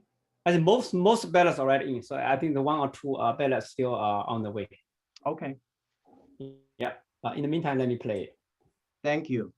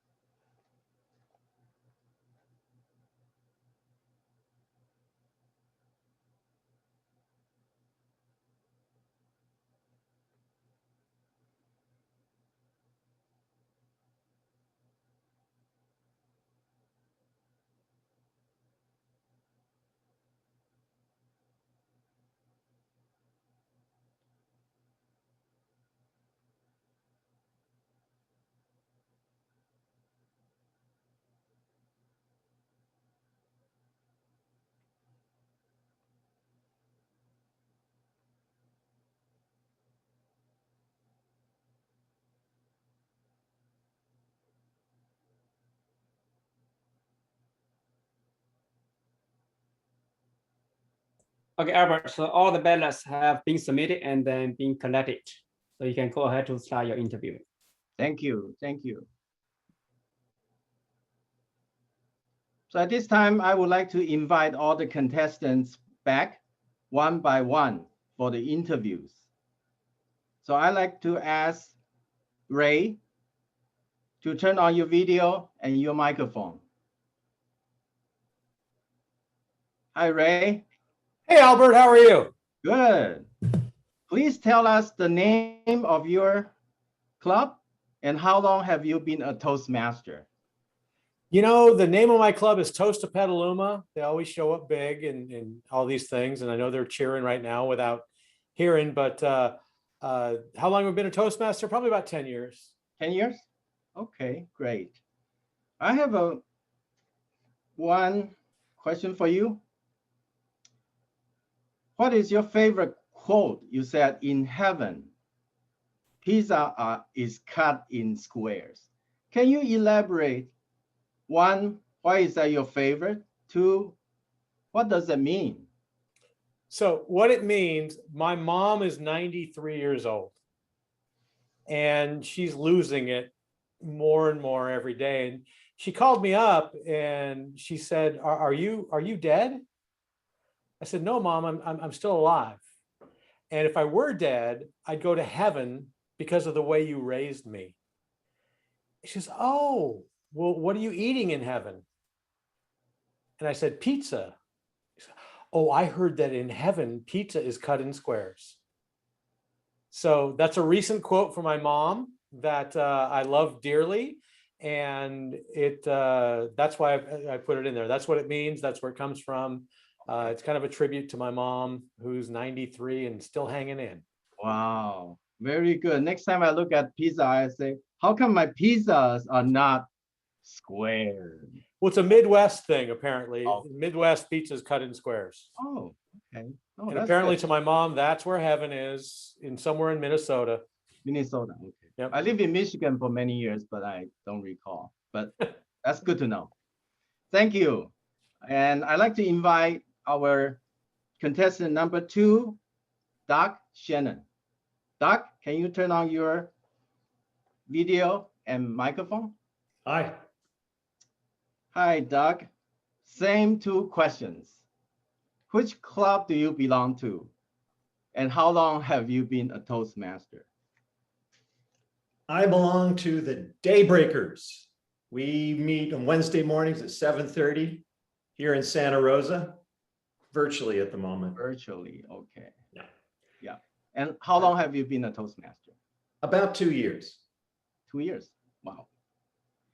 And I look at your profile. You said you do this special kind of musical instrument called didgeridoo. And can you explain a little bit more about it? It's called a didgeridoo. Oh, okay. I butchered the name. Okay. Yeah, that's okay. I butcher it. Okay. And you know, it's funny. I've been putting that in the contests in my in my description, and that's the thing they always ask about. So this time I have it nearby, and I'll show you why. Wow. I love it because it's built like me. Okay. Oh wow. It's very long and thin, so it's the perfect instrument for me. Okay. How do you blow it, or how do you make sound? You don't want me to do that. Okay. Okay. Wow. Thank you. Thank you. I learned something new. Yeah. You learn that I'm not confident enough to play in front of a group. I'll speak, but I will not play the didge in front of people. Next time you can do it especially for me. Yeah. Okay. There we go. So I'd like to invite our next contestant number 3, Justin. What's up, Albert? Justin, how's it going? It's going good. Good. And again, what club and how long have you been a Toastmaster? My home club is Citizens for Better Communicators Toastmasters Club, otherwise known as CBC Toastmasters. Okay. When I joined as a result of getting asked to be the best man, I thought I would just do Toastmasters up until the wedding, but I learned so much and saw the value of continuing with it. I've made a lot of friendships, lifelong friendships. And so I haven't been able to stop ever since. Wow, that's how many years now? 10. 10 years. Wow. Yeah. I started when I was 5 years old. 5 years old. Okay. No, I'm kidding. You still look okay. You on your profile, look, you put down singing, right? And I want to ask you, what genre what kind of songs do you sing? And have you ever used singing in your Toastmaster speeches, like I did? You know, that's a good question. So when I first started in my career as an inside salesperson, I noticed after 3 or 4 hours on the phone, after doing hundreds of calls a week, my voice wouldn't come out very clear. And I did some research and it said if you take singing lessons, it can help you to speak better. Okay. That was the initial driver. But then I found how much fun it is along with playing guitar. And now I sing with my nieces and we have a good time. I did sing a song with a ukulele in one of my speeches. Okay. Yeah. Yeah. Next time I need to ask you to show it to me or to sing it to me. Yeah, So I'll I can sing. learn something from you. I'll play and then you do some Pavarotti. Okay. Sounds good. Thank you. Thank you. All right. Now I'd like to invite Aaron. Aaron.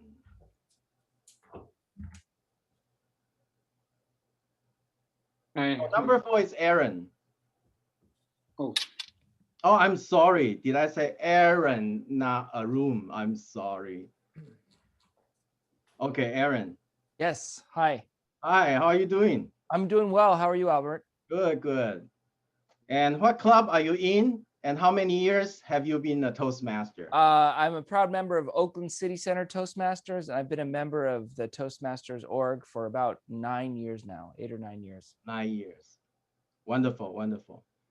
So in your profile, you said, what inspires you the most? I am inspired by single parents. Can you elaborate a little bit more about it? Yeah.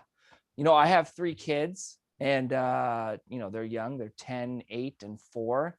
And as anyone who's a parent can attest, being a parent is a lot of fun. It also can be really hard. So when I think about those parents who are single parents doing it on their own, I'm like, whoa, I could not do that. I would not be able to do that. I don't think I could. And I'm so fortunate to have my wife who's helping in the process, but I just have a lot of respect for people who are raising kids on their own. Wow, you have a lot of compassion, like the firecrackers. I'm just kidding. Okay, great job. Thank you. Thank you. I'd like to invite Yana. Yana, number 5 contestant. Hi, Yana. Good evening, everyone. Hi. So what club are you in and how long have you been a Toastmaster? Tonight, I'm representing Stagecoach Warriors, and I have been Toastmasters for almost 3 years. 3 years. Oh, wonderful. So in your profile, you mentioned that your answer to this question, what inspires you the most? You said change and kindness. Can you give us some examples? Yes, change is my major force, is my major motivator. And I feel like every time I change something in my life, my life becomes more rich and better. So as an example, when the COVID started, of course, we were all kind of worried. But me and my husband, we decided to embrace this change and relocate from California to Arizona. And we absolutely love it. Even though we miss our friends in California, but we made new friends over here. And we just always feel so great. So yes, change is the major motivation for me. So you are in Arizona now? Yes. Wow, that's interesting. Thank you, thank you. Now I'd like to invite Jeannie. Thank you. Jeannie? I'm here. Hi. Hey. So what club are you in and how long have you been a Toastmaster? I have the privilege of representing the Sunrise Business Leaders out of Lafayette, California, and I have been with Toastmasters for 2.5 years. Wow. And here you said you are a certified coach. And what kind of coaching do you do? Well, I do both life coaching, one-on-one. I do couples, individual counseling, couples, coaching, and also do training. And so training is one thing I really love. Okay. What kind of training do you do? In the DISC model of human behavior. And then I also teach leadership based on John Maxwell's, a lot of his leadership books, because I'm a certified member of the John Maxwell team. Okay. You mentioned that you're a life coach. So what kind of certification process you have to go through? Well, it really depends on how you become a life coach, but with the John Maxwell team, you go through a rigorous set of 37 modules to become certified. And then we went to Orlando and went to the conference where we received our certification. Wow, seems a pretty serious business. Yeah. Very good. Living the dream. Yep. Way to go. Thank you. Now I'd like to invite Arun Kumar. Albert. Hi. Sorry about the my mispronunciation. No, people, sometimes call me Aaron, and that's why I get confused. This is Arun or Aaron. So Arun. Yes. What club are you in, and how long have you I'm a been? member of Bioradicals out Hercules, and It's a corporate club, right? the corporate club. Yes. And how long have you been a Toastmaster, you said? It's been almost 5+ years. 5, 6 years? 5, Very good, very good. And I look at your favorite quote, 4-7 rise 8. I never heard of it. Can you elaborate a little bit more about it? More like a Japanese proverb, and they use it more like, my mom's teaching to me that never give up. At the end, you will win if you are not giving up. So giving up is something like you always have faith on yourself. If you fall 7, then you have to learn to rise 8. So always have one winning shot, and that would be your last shot. Wow, that's a good quote to remember. Thank you for sharing. Thank you. And I'd like to invite Harry. Harry, are you here? Hi, Harry. Hi, Albert. How are you? Good, good. So Harry, what club are you in, and how long have you been a Toastmaster? I'm a member of Chamber Chatters. We're in Division H. We meet on Wednesdays, noon to 1. Would love to have any of you come by and say hi to us. I've been a Toastmaster, active Toastmaster, about 10 years now. 10 years. Wonderful. Same as Justin. And here you said your interest, motorbike, and work on your motorbike, and running and work on your motorbike. How do you run with your motorbike? I can't. Well, now that the remodeling is really truly done, I have more time for my motorbike, but it's just therapeutic. Tearing it apart, putting it back up again has been great. But given the weather that we are fortunate to have in the Bay Area, a great time to just go for a ride and get refreshed. Yes, I love my motorbike. So it's almost done? Yes. Yes, it's done. Everything is now So done. you are riding it every day. You ride it every day. Oh, yeah. Okay. Now, I'd like to invite our last contestant, Mike. Mike, are you here? Mike? Okay. Mike, what club are you in? And how long have you been a Toastmaster? Mike, you're muted. Thank you. Thank you. I'm a proud member of Pittsburgh Speakeasy. We meet Wednesdays at 8:15, previously anchored at the Chamber of Commerce building in Pittsburgh, California. And how long have you been? About 3 years now. 3 years? Wonderful. And I love your quote. I'm not overweight. I'm under tall. Can you elaborate a little bit on it? Well, as we get on in years, we might put on a pound or 2 or 10. And there is this body mass index. You know, if you're this tall, you should weigh this much. The BMI. BMI, yes. And it's clear to me that I'm at the perfect weight, Okay. but I'm not at the perfect height. Okay. I'm working on that. Okay. Wonderful. Wonderful. We wish you the best luck. Thank you so much. Thank you, Albert. Thank you. Thank you. And I'd like to ask the chief judge or the tech host. Yeah, Albert.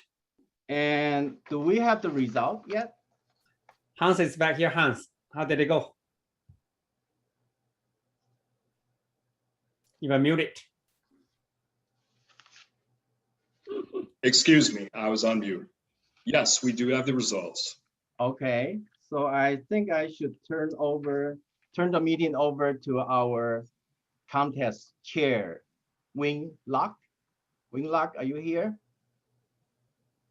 Thank you very much, Contest Toastmaster Albert Mo. Fantastic job. Let me talk about what happens from now on. The International Speech Contest begins at the club level and proceeds to the area, division, and district.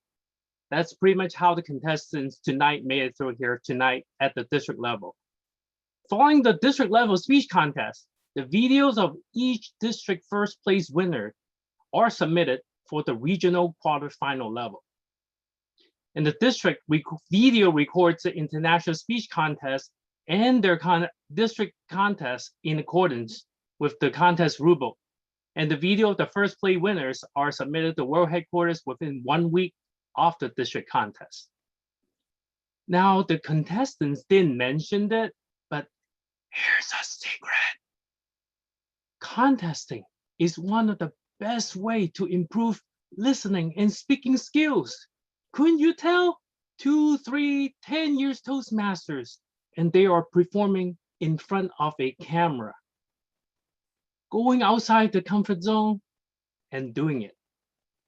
I am inspired to compete one day, and because there is a speech contestant inside all of you.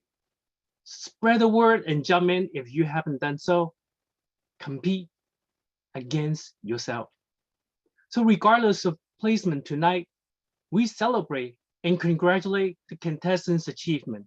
Ray Ingen, Doug Shannon, Justin Paras, Aaron Sampson, Yana Lennon, Jeannie Swaz, Arun Kumar, Hari Kandadai, and Mike Carroll.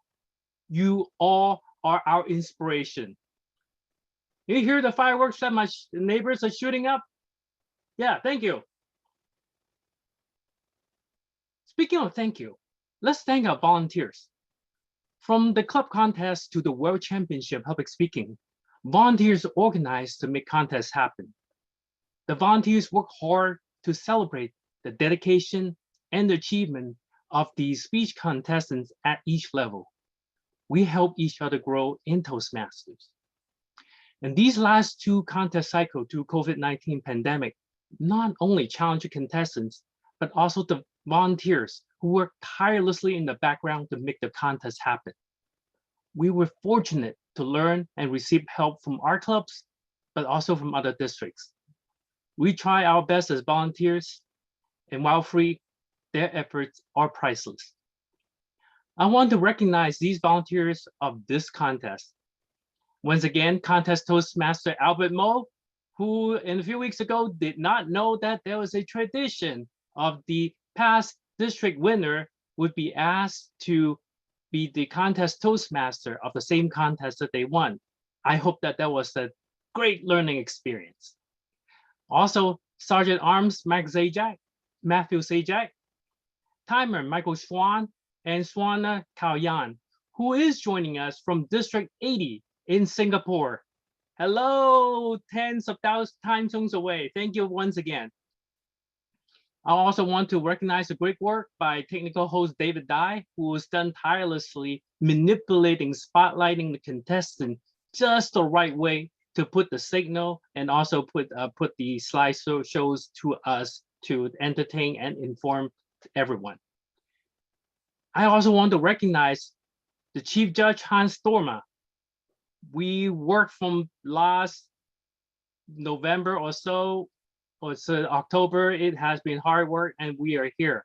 Thank you very much for your dedication and for tolerance, leading a team of volunteers, including ballot counter Donna Hopkins, who's also a division director, Kieran Yellen, Yin Wang, and of course, we have last count 27 judges tonight. You know who you are, and thank you very much for your service. I'll be sending out certificates via email in the next couple of days. We as volunteers learn as we experience success, and more so, learn from failures in Toastmasters. And speaking of goobs, unfortunately, I didn't misspell, and I apologize. And the team member also noticed that we were introduced to the evaluation contest, which was last week instead of the international speech contest. Great listening skills that we picked up as Toastmasters. Bad script, our bad, sorry. Now, speaking of volunteers, to those who are tiptoeing into various levels of Toastmasters, especially in District 57. Yes, it's that time of the year. We're all looking for volunteers. But don't be afraid of the word leadership. There are rock stars, especially ones who are near and dear to you, whom you'll find, who can share success and grow with you. The team looks forward to share our experience to those who want to learn and to practice. And as we turn the spotlight onto you, your future self will want you to say yes now. So before I turn the contest over to the District Program Quality Director, I want to add spotlights onto my co-chair, Lisa Fairchild and Kate Mills, who's also both served additional district duty, Lisa as the TLI Dean, and also Kate Mills as the Division I Director. The contest went very well because of Lisa and Kate's hard work. I know that they are capable from other Toastmasters volunteer assignment, but also from this year and past year's contests. Overcoming the complexity of the evaluation speech and also the rules of the international speech contest would not have been possible without their dedication, their collective experience, and organization skills. Most importantly, the tolerance of, as the contest chair. The contest team's success based on effective communication, having a good plan A, but also plan B, plan C, and plan D with plenty of practices. I share this spotlight with my co-chairs, Kate Mills and Lisa Fairchild. Thank you for saying yes to be my co-chair, my rock, and my rock stars. As we build on the great work from last year's contest, we look forward to pass our knowledge to our successors to make next year's contest even better. I asked the Program Quality Director, George Marshall, to turn on his video and microphone, and I turn it over to George. Thank you, Wing, and thank you to everyone. Wing mentioned some of the people. There's a lot of people that make a big event like this happen, and thank you, every single one of you. These are volunteer positions. No one gets paid. No one gets paid in Toastmasters. We just get paid in fellowship and experience learned. We are about to announce the winners of the International Speech Contest. And the International Speech Contest is really special because, as I think Wing mentioned, it goes on. The evaluation contest, we had a great time. We had a great contest, and that's where it stops. For the International Speech Contest, the winner of the district contest goes on to the international competitions, initially the quarterfinals, and the winners of those going on to the semifinals, and eventually the big stage in August at the convention. So it's very significant. The winners tonight, first, second, and third, the first will go on one thing to know is if for some reason the first place winner can't go on, the second place or possibly even the third place will take their place. So the winners of all three are significant. Are you ready to hear the results of the winner? Winners, as I call your name, come on screen, please, and we will give everyone a chance to do a picture, screen capture, and we'll go on. In third place, the third place winner is Justin Paris. Justin, come on stage. All right. Let me go off. Everyone get your picture of Justin. Great job, Justin. Fantastic. Stay there for a few seconds, Justin. Let me remove George for a few seconds. George, sorry. Oh, in the spotlight again. Yeah. Maybe the last but not least chance for tonight. Congratulations, Justin. Thank you, Okay. everybody. Thank you, Justin.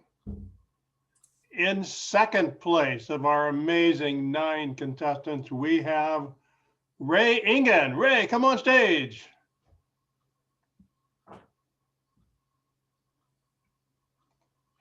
Photo op for Ray. Congratulations, Ray. Second place in the district. Fantastic, fantastic. Yeah, screenshot done. Congratulations, Ray. All right, thank you, Ray. And in first place, Ray will bring you back later. In first place, we have Doug Shannon. Doug, come on up. Yeah. Will you play your didgeridoo now? I'd have to charge you money. I'm sorry. You know, no, it's for your own safety that I will not pick it up. Fantastic. Congratulations. Congratulations to Doug. Thank you so much. I am just so thrilled. So honored for all the hard work that everyone's put into this. I'm very grateful. There are 3 ways I'd like to thank you. Okay, fantastic. Can we have all three top winners come back on the screen, please? All 3 top winners, Justin, Ray. All right.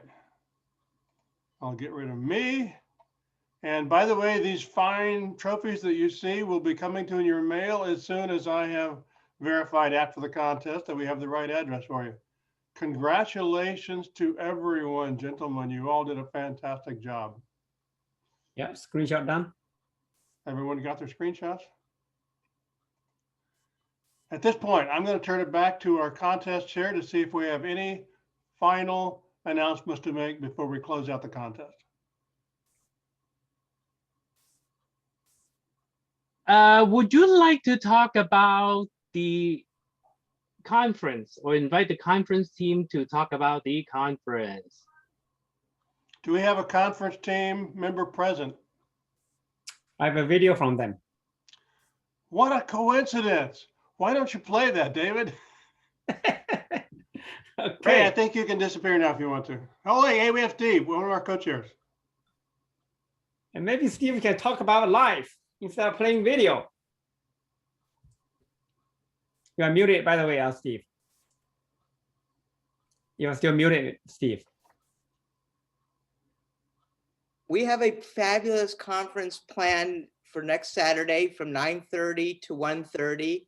It'll start and it will go very fast, very short introductions, a lot of content.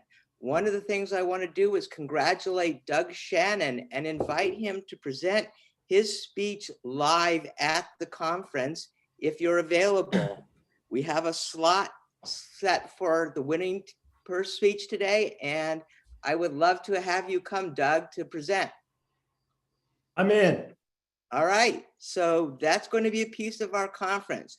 We will have a ton of great speakers, starting with Dan Rex, the CEO of Toastmasters, giving our conference keynote, and ending with Darren LaCroix, a past world champion, giving a very inspirational speech to conclude our conference. In between, we will have comedy with Ray Engen will be back with a panel of 2 other people that are fabulous, very funny people. They'll be doing a panel. Opposite them, we have a panel on getting ready for hybrid meetings and on winning evaluations.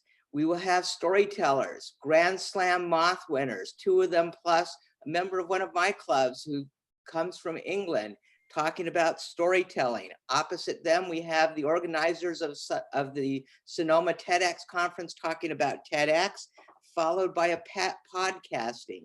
So it's going to have some great educational programs, fabulous speakers from the conference as well as from outside. There'll be an awards presentation. There'll be the winning evaluation and target speaker. Doug has consented to give his speech live again. It's going to be fast moving 4 hours that will be really entertaining. Tickets are only $10. If you buy group tickets with 4 people, they're only $8 a person, and you will get value from this program like no other.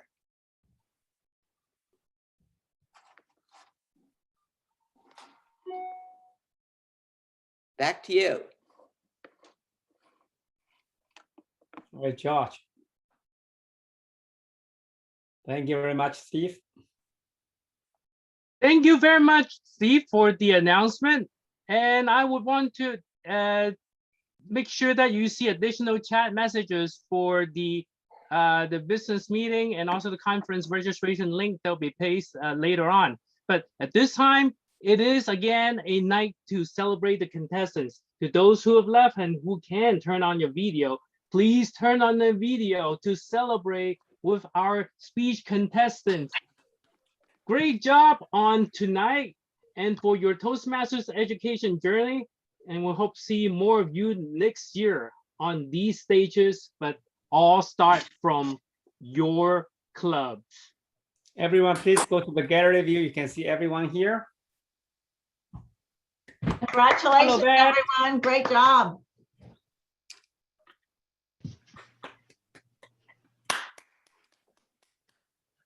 Great job. Congratulations. Let me take a screenshot here in the gallery view. The actual fireworks shooting and firecrackers in my neighborhood. I'm not kidding. And thank you to all that joined us from across the lands and seas. We're glad to have you.